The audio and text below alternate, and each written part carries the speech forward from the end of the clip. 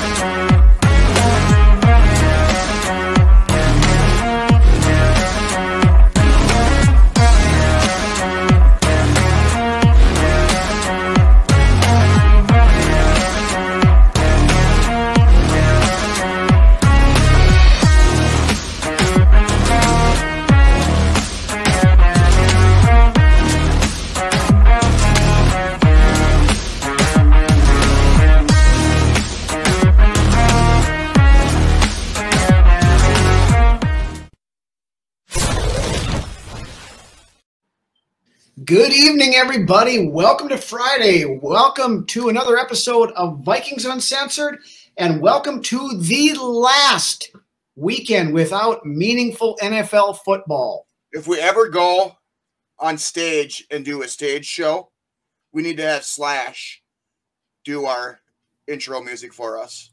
Sure, we'll get right on that one. Anyway, of course, roster cuts all done earlier this week. Been some moves, transactions, additions, subtractions since then, and some other fairly significant news too. So we'll get right into it with said news. Of course, the biggest, most newsworthy item coming out on Thursday, the Vikings and tight end TJ Hockenson agreed to a contract extension, which totals out to 4 years, $68.5 million.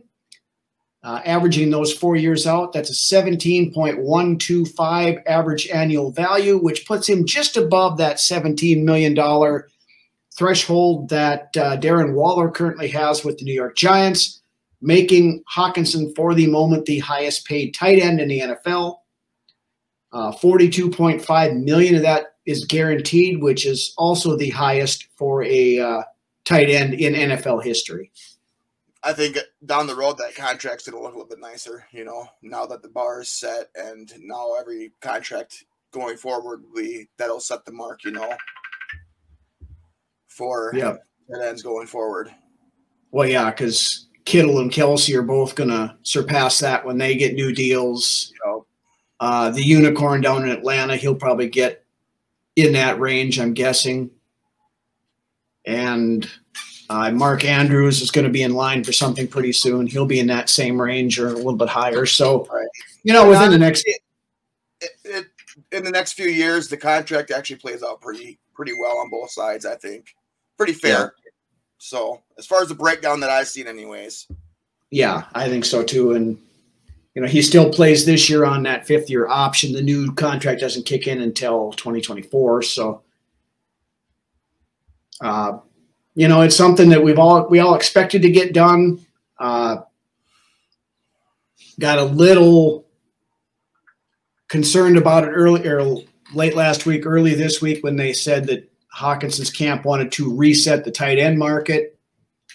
Technically, I guess they did. Yeah. But I think we touched on this last week. Like he would reset it by like $25. Yeah, I mean, we mentioned that last week. But so basically played out the way we figured it would. Then next on the list, of course, is wide receiver Justin Jefferson.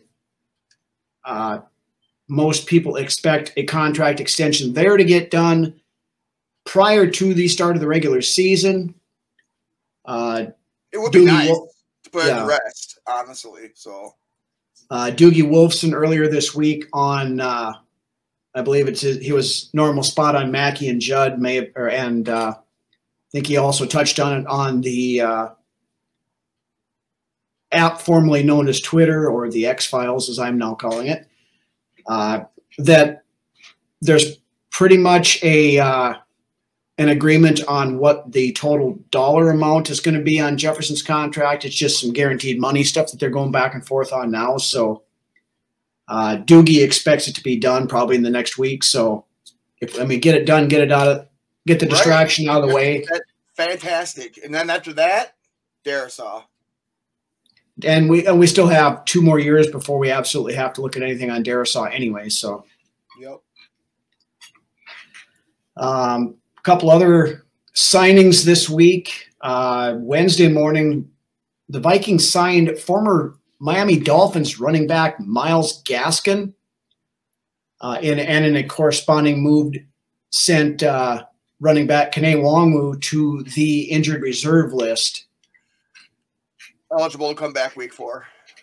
After week 4, he has to sit out 4 weeks. But then Kevin O'Connell actually finally revealed, I believe it was Thursday, that Nwangwu's been dealing with a lower back issue, which is what's been keeping him out. So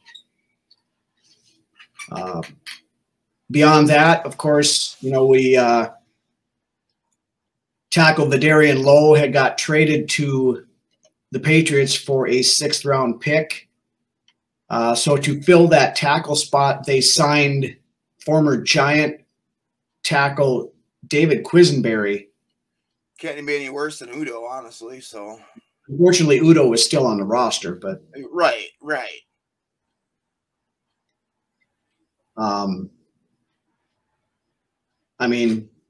Quisenberry has been up and down in his career. Good story. He actually was drafted and then missed the first couple years of his pro career, having to go through a battle with, I believe it was leukemia. Some type of cancer anyway, but he'd lost like 40, 50 pounds, but his back, came back from it, got himself back, and has played. Well, the guy has started too as well. So, he has starting experience.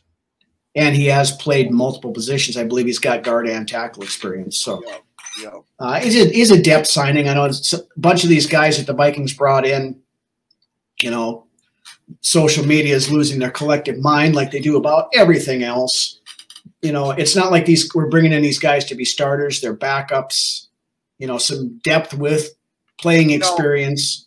I am kind of losing my mind over the interior of this offensive line right now, a little bit. That's my biggest concern with this team, and we've talked about that. Yeah, we've talked about this at length. 3 weeks now, going into the season.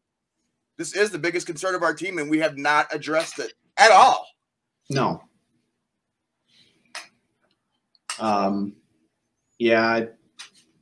We could talk about that for an hour just in itself, and we have over the last few weeks. But, yeah. Then there was one other rumor that had popped out before the signing of Myles Gaskin. The Vikings actually had interest in Melvin Gordon and had talked to him, but Gordon decided to stay with the Ravens and be on their practice squad.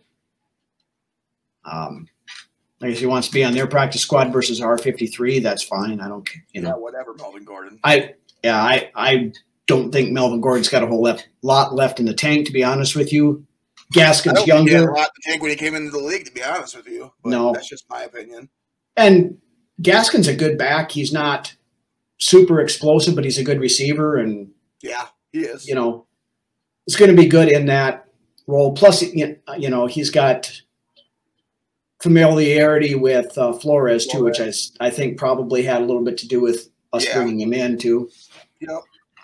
Got the vote of confidence anyway, but then of course, like we'd mentioned, this week was cut down week. We have a long list of guys that were initially released as of 3 p.m. on Tuesday, some of which ended up back on the practice squad, but we'll go through the cuts and then which guys came back. And then we had a couple other guys that we picked up off of other people's cut list as well. Let me know if you come across any surprises that on these initial cuts. Oh, there's a few initial ones, and I'll let you know for sure. Yep. Of course, quarterback Jordan Ta'amu What was your favorite Jordan Ta'amu moment with the Vikings? I mean, the one shot of him sitting on the sideline thinking he was going to go in and play and never did. Yeah. No real surprise there. Then cut 3 running backs, 7th-round rookie Dwayne McBride, and then UDFA guys Abram Smith and Aaron Dykes. Yeah, very underwhelmed with McBride's preseason. Yeah, and we had talked about that for several weeks now that McBride was going to be in danger of not making the 53. A lot of hype with no real spunk, you know. Yeah. Now, to be fair, against Arizona, I thought he looked better. He did, but wasn't enough full body of work to warrant a spot on the 53. So he looked faster in college than what he did in the NFL at this point, in my opinion. So yeah, but there again, okay, you know, it's he was the leading rusher in college football last year, but you know that just talks to the speed of the game between the college and the pros too. So yeah. Then over on to next to the wide receivers. Blake Prohl cut for the 75th time in a row. Lucky Jackson, not so lucky, did not make the final 53. But he did get lucky to come back. Tristan Jackson also missed, along with Jacob Copeland, Thayer Thomas, and Garrett Mogg. Jackson's another one that's been cut numerous times. Tristan, yeah. Yeah. Just, you know, not quite enough there to get himself a spot. Played well in the preseason, I thought. He does every year, though. He does pretty well every preseason, but he just can't do enough to crack that final 53, it seems like. Mm-hmm. He's kind of got that Dan Chisena type stuff where he's going to hang around on the practice squad for 5 years and then finally get a – Yeah. Then over onto the tight ends. You know, we talked about keeping 4 tight ends because of how well Nick Muse played in the preseason. Ended up doing so, but did end up cutting tight ends Ben Sims and Colin Thompson. Sims had a good preseason, I thought. We wanted to get Sims back onto the practice squad, but unfortunately that team from Wisconsin sniped him off waivers, so he is now a Packer, so fuck him. Yeah. Best of luck to you, but fuck you. Yep, exactly. Then offensive linemen that were let go. Center/guard Josh Sokol. Kind of a surprise. Guard Jack Snyder. Alan Ali, also mainly a guard. Mm-hmm. Jared Williams. Christian DeLauro. And then, of course, we traded the aforementioned Vidarian Lowe. Right. Yeah, the biggest surprise to me was Sokol being cut, and then Snyder. But I think we brought him back on the practice squad. That we're getting there, but yeah. Yeah, my biggest surprise out of that whole group, and I talked about this on Monday a little bit on the Ranch show, was that we didn't keep Vidarian Lowe because I thought he was our best tackle in I did. preseason. I agree, but I don't know. I guess we just dealt them to the Patriots and split ways. Yeah, and I mean, basically came back even out because we drafted him in the 6th round last year, traded him for a 6th round pick this year. So, defensive line, a couple of guys here that were maybe a little bit of a surprise. Ross Blacklock. I mean, we didn't. We talked about him several times as a guy that probably wasn't going to make the roster. I'm surprised Bullard made the roster, but yeah, Blacklock, he's gone. Yeah. No love lost there. No. Asezi Adamayo did not make the 53. Thought he had an outside chance to do so. I thought he should have made it over Bullard, but. Yeah. TJ Smith. Kelvin Avery, who I had high hopes for in the preseason, prior to the preseason, but he did not look good at all, I didn't think. No. One guy who had a good preseason but didn't quite make the 53, veteran Sheldon Day, who's also nose tackle. Yep. And then Junior Aho, who is the international player who can be put back on the practice squad without taking up a spot. So, right. Other than maybe Adofo-Mensah and to a point Sheldon Day, no real surprises there, I don't think. But this one kind of was interesting, though. At outside linebacker / edge rusher, we cut Luigi Vallon and Benton Whitley, both of who had very good preseasons. Whitley is somewhat surprising to me. I mean, as far as special teams would go, where he'd be plugged in at. Vallon, though, was a huge surprise for me. I thought we get a spot over Vallon. I thought Luigi was going to make the 53. I really did. More than deserving, I believe, but that's why we do podcasts, I guess. Yeah, but I think when it boiled down to it, they didn't think that they were going to be able to sneak Andre Carter onto the practice squad, so I think that's why. Now Carter, realistically, he dealt with some injuries and stuff in preseason and didn't show a ton. The coaches see something in him. That's why. It's the potential. Same reason why they didn't try to sneak Nick Muse back onto the practice squad. Muse would have gotten picked up. Played his way onto the 53. He absolutely did. So inside, in my opinion, but whatever. Yeah. Inside linebackers here, not a big surprise either. Wilson Troy Huber, Dye back on the team. Go figure. I say something and then he goes out and picks the ball off that week. Yeah. Yeah, we were talking on Monday's show that we're going to do a GoFundMe together to get you a Troy Dye jersey, but Wilson Huber, Abraham Bowplan, Troy Reeder, and Tanner Vallejo all released. I kind of thought Reeder was going to end up as the fourth inside linebacker, but I did earlier on, but it doesn't surprise me after that Dye pick that Dye sniped it from him. Yeah, and the Vikings wanted to bring Reeder onto the practice squad, but he chose to go back to the Rams instead. So, cornerbacks. This was kind of a couple of interesting ones here that I was surprised with. Another guy that played his way onto the team again here in this grouping. Yep. But the ones that were released were Jalen Williams, Jamison Houston, C.J. Colden Jr., Kalon Barnes, Tay Gowan, who was, I think, had an injury designation, so they can put him on IR if they wanted to. Here's the big surprise, though, and I thought for sure this guy was making it, was Jawan Williams. For the guy that's with the ones there for a little bit. Yeah, he started out the preseason as the ones and figured he was going to be at least cornerback 4, but made a couple of good splash plays in the preseason too, but swatting some balls away. But yeah. Then at safety, this is surprising to me. Somewhat, sort of, but I mean, there's so much talent there. So I mean, how could you not keep all these guys? Right, but Jake Gervais was the only safety released. I was not impressed with him at all. I've seen him miss so many tackles. In that game against the Cardinals, he looked terrible. Horrible, man.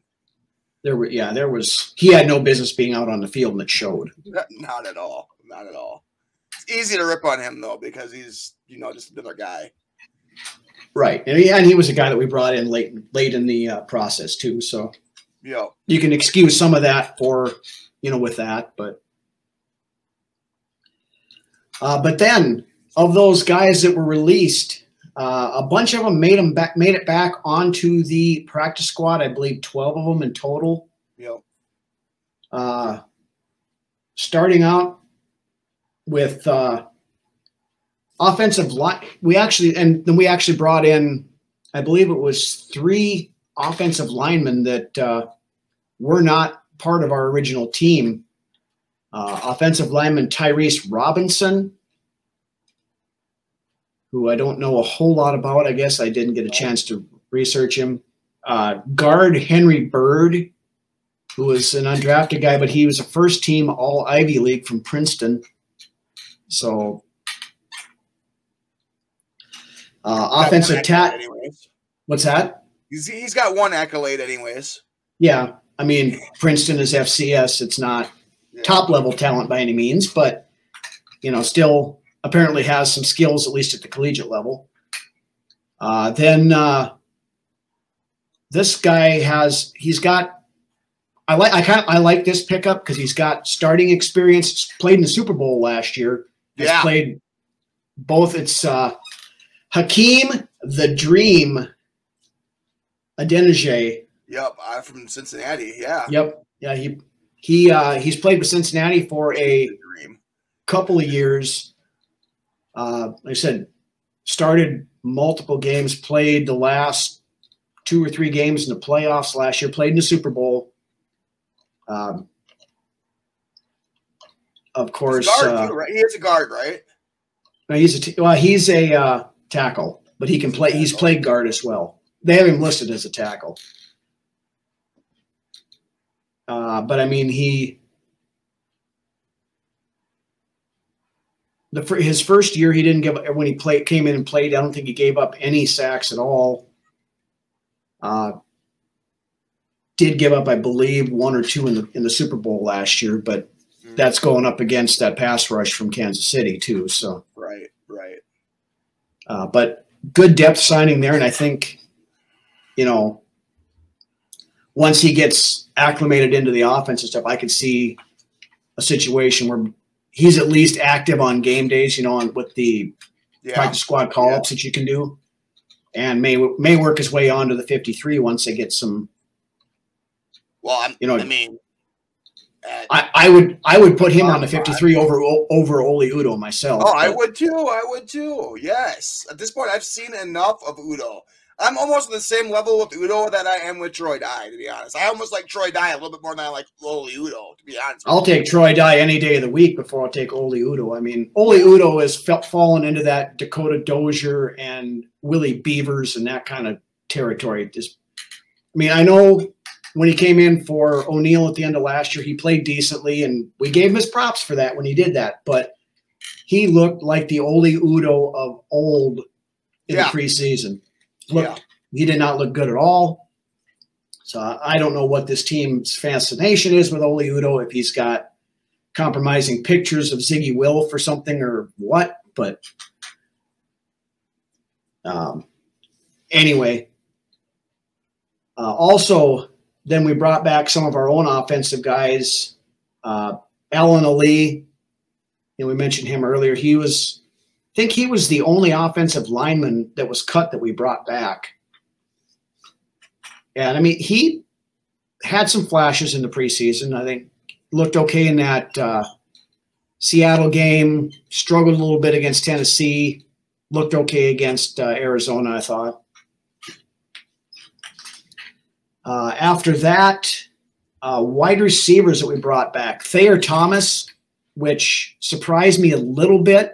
That surprised me quite a bit. I think they like him for his wide receiver skills. It's obviously not for his punt return skills because he had 2 muff punts that turned into fumbles in the preseason. The first one, you got to give him a little bit of a slip on him or whatever because it wasn't really his fault. But the second one was 100% his fault. Yep. Yes.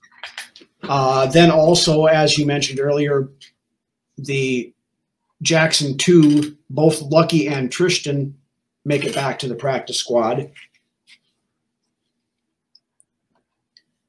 Then, of course, Dwayne McBride, as we mentioned, also brought back, which he played bad that he was able to slip through the waiver wire. Yeah, that's what we talked about that before, that there was a lot of people didn't think he'd make the practice squad, but with that poor showing, they brought him back. He's give him the one that underwhelmed me the most out of all the rookie class, and it shows he got cut. So he was the only rookie that actually got released. So but at least we have him on the practice squad, and he has time to work on his craft a little bit and maybe show a little bit more in practice and earn himself a spot, for call-ups or something if something happens to one of the other guys. But beyond that, cornerbacks, Jalen Williams comes back. Jawan Williams actually made it through waivers and came back, which is all right. I'm glad we got him back. He's good practice squad material, and he could do some good spot work and play with playtime if he was given it. So Yeah, and there again, I think he's another one of those guys that could see routine call-ups during the season. Yep. The other cornerback we brought back was CJ Colden Jr., which him I was kind of on the entire. He's kind of undersized in my opinion, but yeah. I mean, there again had some couple of good plays, but also had a couple of not so good. So right. Yep. They must see a little bit in him, I guess, anyway. But beyond that, is anybody else? Defensive line, Sheldon Day made it back to the roster as a vested veteran, which I like this rule that they made during the COVID time. This is one of the better things to come out of it, that you can put, it used to be if you had more than 4 years of experience, you couldn't be on the practice squad, but now they opened it up to pretty much anybody. Since COVID, that's been kind of out the window. So, yep. Then also defensive lineman TJ Smith makes it back. So we got a couple of guys there that can fill in. They're more for the run stuffing kind of stuff than any kind of really pass rush type ability. Although, they both showed a couple of flashes as pass rushers too in the preseason. They had a pretty good game. Was it against the Titans? Yeah. And even against the Cardinals, he had a decent game too. So. Jalen Roy, though, in his initial showing in that last preseason game, I seen what I wanted to see. Yeah, so absolutely. He's got some nastiness to him for sure. Then at the edge, both Luigi Vallon and Benton Whitley made it back to practice squad, which I'm happy about. Happy to see them back. I was afraid Vallon would have gotten sniped off the waiver wire, but I thought there was a chance. At least one, if not both of them, could have. But right. Luckily, we got them back, so we have good depth at least there if we need them. And then I think that's everybody that we had signed. And then on Thursday, an old friend returned, Nick Candlelight Vigil. Right. What a name to hear back. It's been a couple of years now. Yeah. So he re-signed. Good old reliable, though. Good old reliable hand. Yep. Re-signed to the practice squad. Gives a little bit of extra on the interior there. So we have, I think he's the only interior linebacker that we have on practice squad right now. So I'd take him over fucking Troy Reader Troy Reader and Troy Dye any day, to be honest with you. But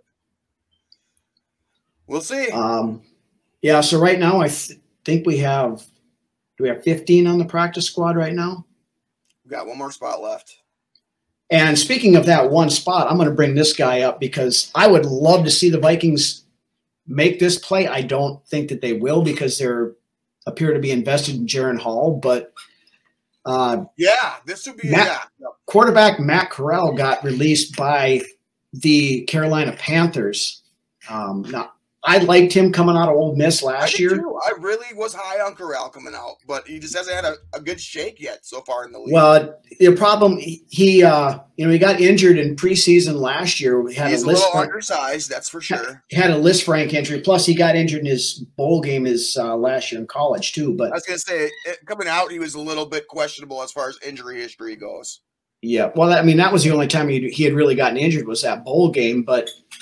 And that brings that whole argument as to whether these guys that are planning on going to the NFL should be playing in meaningless bowl games or not. But this is Vikings Uncensored, not college football uncensored, so we won't get into that. But yeah, with that Liz Frank injury in the preseason last year, he ended up on injured reserve and didn't get to play all year long.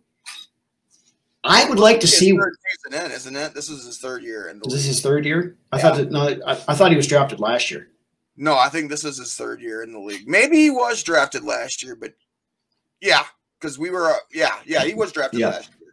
Yeah, because he was in that underwhelming quarterback class. They gave him up pretty quick then. They gave up on him. Well, when you got Bryce Young, I guess. Yeah, he's obviously becomes expendable. Right. Now, I'd like to bring him in just to see what he's. Yeah. With these big money signings with. Hockenson, Justin Jefferson upcoming, Darisaw going to be, we're obviously going to be moving on from Kirk sooner rather than later, just because we're not going to be able to pay him. If for no other reason. This year is going to be very telling of what we do with Kirk Cousins. So yeah, but I would bring Corral in just to see what you got with him. Yeah, why not? Why not take a flyer on him? There's absolutely no downside to it. You're not giving up draft picks or whatever to go get him. You put him on the practice squad. You have him run scout team. You just explain to Hall, hey, we're bringing him in to see what he's got, and that's it. Yep. I would do it in a heartbeat. Yeah, I don't know that the Vikings will, because they seem to be invested in Hall, like I said. But honestly, yeah, you can never have too many options at quarterback, especially when you're potentially looking to move on from your established starter the next year. Honestly, yeah. Right. And if he doesn't pan out, no big deal. You still go draft a guy in the first round next year. I mean, but there's no downside to it, I don't think. No, I don't think so either. I think it's a low risk, high reward type of, deal. So right. Any other thoughts, ideas with the cuts or the practice squad stuff before we move on? All right. So with that, we're going to move on to our viral video of the week. So go grab yourself another cold one, crack it open, check this out. We'll be back in just a minute. Three Fords have separated themselves. A big push coming now for Harvick. Oh, and around goes a couple guards. Preece upside down. He's barrel rolling through the grass. Ryan Preece upside down in the infield. Take another look at how this happened. They're going down the back straightaway. He makes a move or gets help from behind, and the car goes into the infield air. It just lifts right up off the ground. Violent wreck. It's a push from the 43 car, and it's airborne. I mean, I thought that maybe it hit, the road course or some curbing or something on the road course. The kink lifted that car, but it was just traveling so fast. It happened right when it got in the grass. As soon as it got in the grass, that's when it started to lift. And then this is just violent. I mean, look at this car.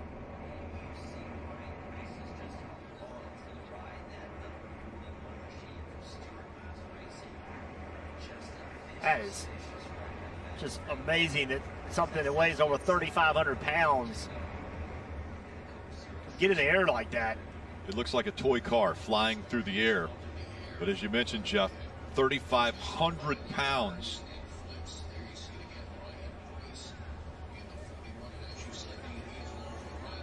Such a violent accident for Ryan Preece. Thankfully lands on the wheels and then was able to climb out of. All right, we're back. And now, after we've gone through all the cuts, the practice squad and whatnot, we take a look at the final 53, at least final as of 5:34 p.m. on Thursday as we're recording here. But this is all subject to change if they decide they see anybody else out there that they want to bring in. But as of right now, this is your 53-man roster that you will most likely see next week against the Tampa Bay Buccaneers. 3 quarterbacks on the roster, as we expected. Kirk, Nick Mullins, and Jaron Hall, who I thought we saw out of Hall that third preseason game what we wanted to. We saw progression and improvement in all 3 games. So, right. And he'll probably be that scratch guy on Sundays where he can get into that third quarterback. Yeah, he absolutely will be. Running backs, of course, we started out with 3 guys on the initial 53, mainly because Kene Nwangwu had to be on the active roster as of 3 p.m. Central on Tuesday. Right. Otherwise, if you put him on IR before that, he'd have had to miss the entire season. But our running back room, Alexander Madison, Ty Chandler, Myles Gaskin, and CJ Ham at fullback as we sit right now. I look for huge things out of Ty Chandler this year. I mean, I look for Madison to do Madison-like things and some, because there'll be some things that we haven't seen out of Madison in the past few years that will come to light this season. Mm-hmm. But I look for big things from Ty Chandler, and I would not be surprised by the end of the year if he's getting more carries than Madison is every game. Well, and then, Gaskin, like we talked about him earlier, he's a good receiver and things like that. So I see him probably as a third down back kind of thing a little more, maybe. Then, of course, CJ Ham is CJ Ham. We start running 12 personnel or stuff like that. And fan favorite, too. And special teams, all that other good stuff. So, yeah. We knew he was going to make it. Quiet veteran presence, to be honest. Yep. Then wide receiver started out with 6 and then ended up down to 5 when Jalen Reagor was released after the initial 53 was out. I think, they were trying to trade Reagor, and there was rumors that they were receiving trade interest. I know our buddy Ted Glover brought this up, and I would tend to agree with him, that was a leak by the team trying to get somebody with some interest to blowing some smoke in the air. Yeah, see if we can get somebody to flip them a 6th or 7th round pick maybe, or with the offset with what they might owe the Eagles in 2024 and things like that. Because now it was a conditional 5th that could have went to a 4th. Now that he's released, it's locked into a 5th. Right. And he had $2.4 million guaranteed on his contract, but if somebody picks him up, we'll get credit for most of that back. Yeah. But anyway, the wide receiver room consists of, big surprise here, Justin Jefferson, KJ Osborne, Jordan Addison, Jalen Naylor, and Brennan Powell. They must. I like Naylor a lot too, but can the dude stay healthy? I hope so. But they must really see something in Naylor that they like, and I see it. But it's nice to see that the coaches see it as well. Yeah, well, Naylor was tearing it up in off season and early stuff before he got dinged up there. But last 2 games of last season, he was starting to come around. I look for good things out of Naylor. Granted, the kid could stay on the field.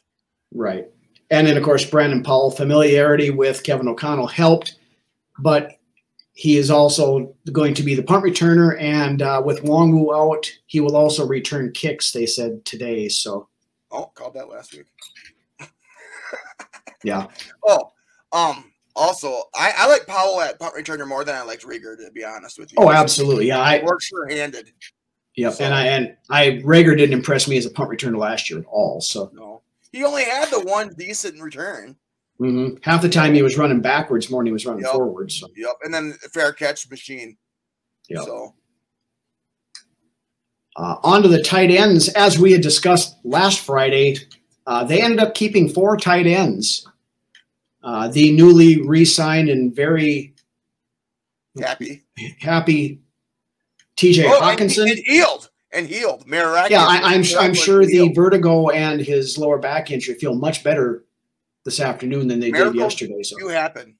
Yeah.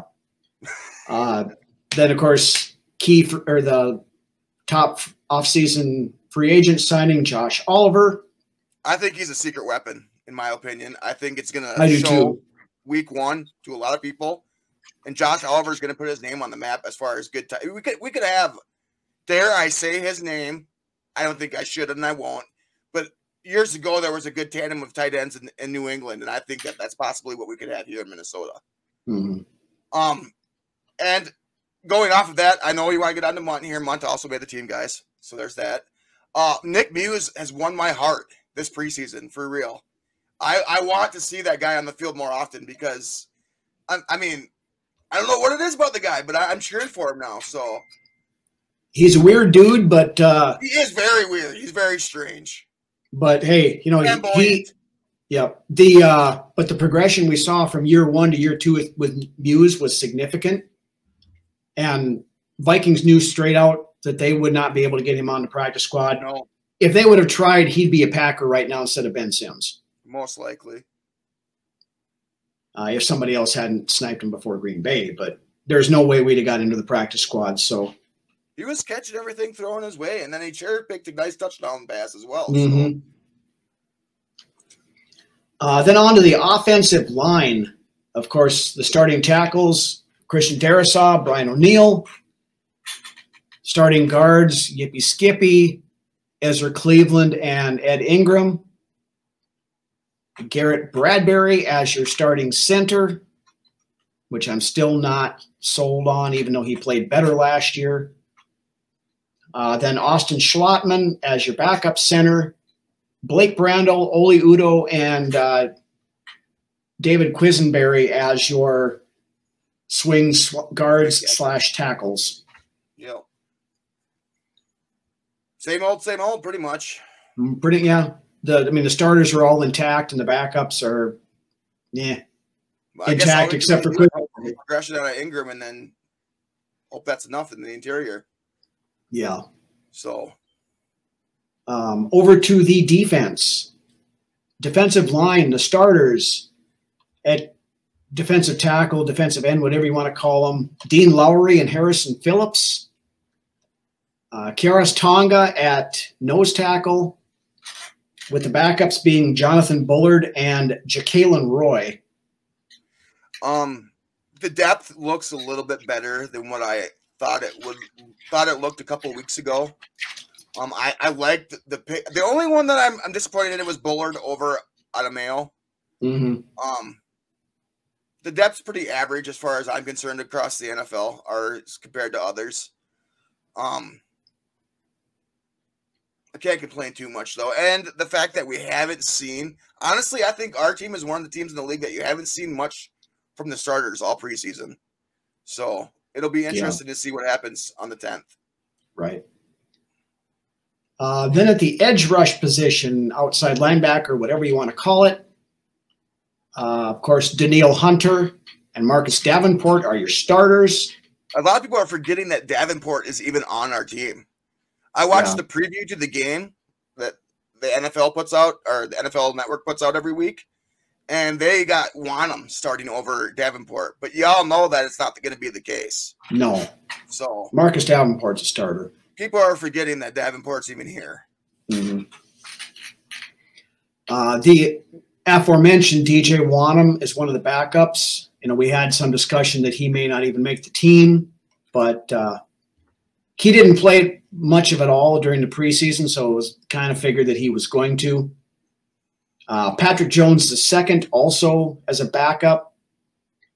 And then Andre Carter II, which we talked about a little bit earlier, undrafted rookie free agent.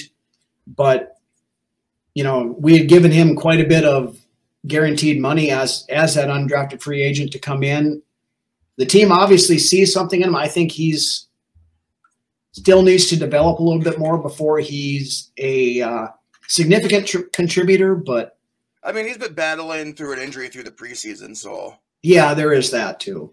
But I mean, I like the size, I like the potential, and the fact that he has put up good tape in college. I like it, and I like the idea of keeping him on the 53. Yeah, I'm okay with it. Then at the inside linebacker, here's where some of the big, not really a surprise for us. We've been talking about it ever since we picked this kid up. But your starters, at least as of right now, are Jordan Hicks and Ivan Pace Jr. Fit him for his gold jacket right now. I'm not ready to go there yet, but I love this kid. I love the way he plays. He's going to be a fan favorite, I think. I think he is too. I think fans are going to fall in love with this guy, and he's going to bring, he's going to have short guy syndrome is what it's going to be. You know what I mean? You know what that is. Yeah. And this is the tenacity that he's going to bring. So we had somebody asking us on our Facebook page, well, I hope this guy can shed blocks. Well, you know what? For all those of you that have been watching preseason games, I've seen this guy throwing around offensive linemen like rag dolls. So it's been answered.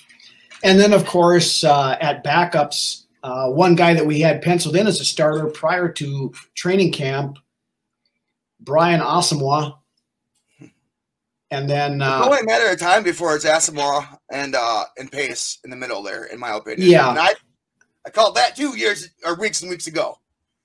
Yeah. But as it sits right now, Hicks is going to start and Asamoah will rotate in. And then the other backup is Brunswick's favorite linebacker, Troy Dye. If it wasn't for that pick, he wouldn't be on the team. Yeah, they like him for his special teams ability. They too, do. so. They do. Then on to the secondary, which here's kind of some surprises. Starting with the cornerbacks, of course, we have Byron Murphy, the other key free agent signing from this year. Second-year man, Caleb Evans, and rookie Mekhi Blackman will be your starting three.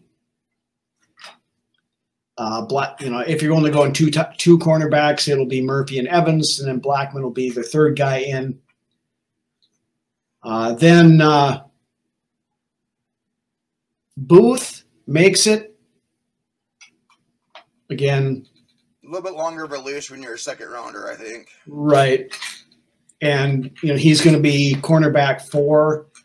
And then strictly on his special teams ass-kickingness that he did during the preseason. Another guy that played his way on the team. Yep. Najee Thompson is your 5th cornerback. Now, personally, I was surprised we only kept 5. But we get into this next. Out there. What's that? Duke Shelley's available. Yeah, I saw he got released. But when we roll into this next group here, this is why we only kept 5 cornerbacks.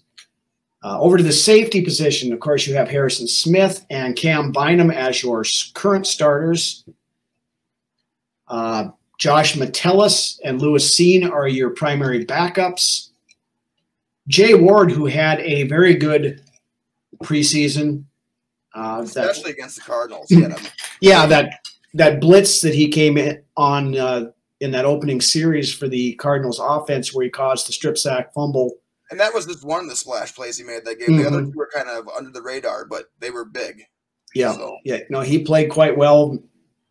Definitely deserved a roster spot. He's a J-Ron Curse-esque type of player, a gadget defensive player, in my opinion. You put him down. And he's a guy that can play cornerback as well, as can Bynum, and Metellus was running in there a lot with the 3 safety sets. You can play in the box or you can play back deep. Either way, that's that's the type of player he is. Yep, and that's why I think they kept him because of the versatility and what they can do in Flores' system. Then, kind of surprising, but played well enough in the preseason to warrant a roster spot as well. Theo Jackson. Yeah. Yep.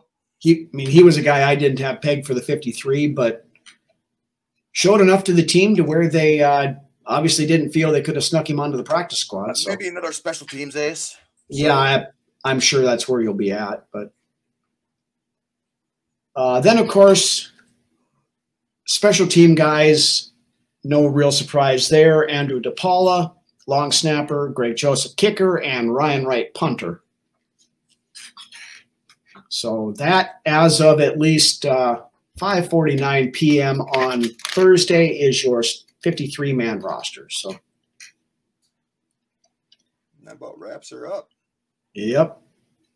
Any other thoughts or hot takes or predictions, anything like that you want to hit? I mean, we're going to hit most of that next week in the preview. I got a few hot takes for next week, so I'll hold off of mine until then. Okay. But, yeah, good preseason. I'm glad it's done. I can't believe we're only a week away from week 1. And I'm ready to kick the tires and light the fires. All right. And with that, that's really all we've got for this week. Again, want to thank everybody for watching, for tuning in, as always. We really appreciate you guys. Again, make sure you also watch all of our friends out there that are with content creation. Vikings Report with Drew and Ted, Purple and Gold for days, Minnesota Sports Talk, Vikings First and SKOL, The Real Forno Show, 2 Old Bloggers, all the stuff out there. None of us can do this, what we do, without you guys watching us every week. We all appreciate it. And like I always say, when one of us succeeds, we all succeed. So make sure you also watch those guys. Give them a like, give them a follow. Subscribe to their channels if you don't already. Subscribe to ours if you don't already. But again, as we go into the long holiday weekend, everybody be safe and enjoy the extra day off this weekend. And with that, why don't you take us out of here, Lance? 1 week and 1 day, guys, and we kick off the season. I'm excited. Next week we'll have predictions, hot takes, cold takes, etc. I think Rhino wrapped it up pretty well this week at the end of the show. So we'll keep it short and sweet. And with that being said, Millie, Aubrey, if you're out there watching, Dad loves you. SKOL. Have a good weekend, everybody.